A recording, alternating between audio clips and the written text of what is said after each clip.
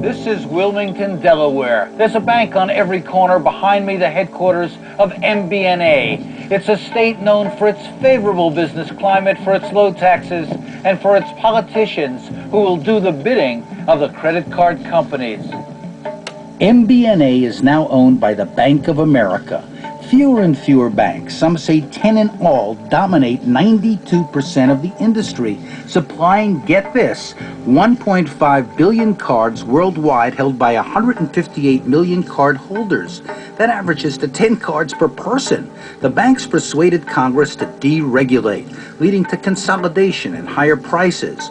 Pro-business court decisions allowed them to base operations in low-tax states like South Dakota and Delaware and end consumer protections against usury. You and I may not fully understand how the credit industry, the card companies, and big banks operate, but they understand us, their customers. Everything here is very clearly thought out and premeditated, whether it's having conferences and think tank sessions about how to encourage people to accept more debt, to work with merchants, for example, to persuade merchants with empirical information that if your average customer pays in cash, that if they use a credit card, they'll buy 20–25% more. 3 big companies maintain vast databases on every American. They have more data than the CIA, says computer expert Daniel Gross.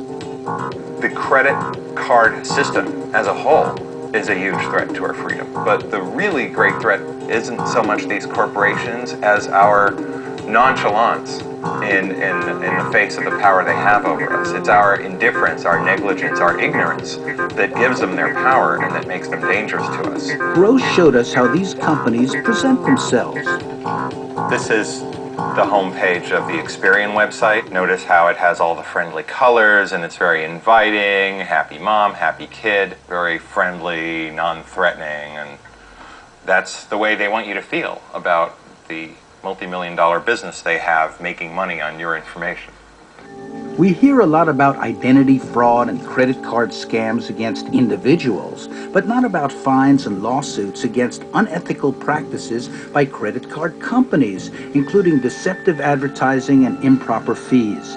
These credit bureau practices were riddled with abuses too. They've now simplified their products and the way they determine credit scores. Credit score is a number that is calculated differently by each credit reporting agency using a proprietary formula. Proprietary is another word for secret, which is how much of the industry operates.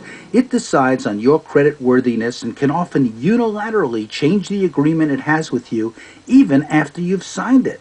I don't bother reading most of the things I sign when I get them from my credit card company. You're a lawyer. Most people have difficulty understanding the amount of paper that your credit card company assaults you with. Multiple pages. The pages are at least 15 in number. The print is very small. And again, this is an example of drafting by a risk-minimizing lawyer. What the big banks and credit card companies understand that most of us don't is that our society has changed fundamentally. Consumer credit drives our economy, but where is it driving us to? Everyone is scrambling to pay their bills. In many states, you can take out a loan using your car title as collateral. We followed these 2 guys into a title loan store in Delaware. Well, we went in to get a title loan on Eric Penner's automobile here.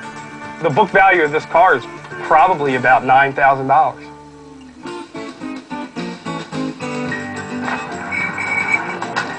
For your vehicle, the most we be able to do, if we can have proof of income, is $1,100.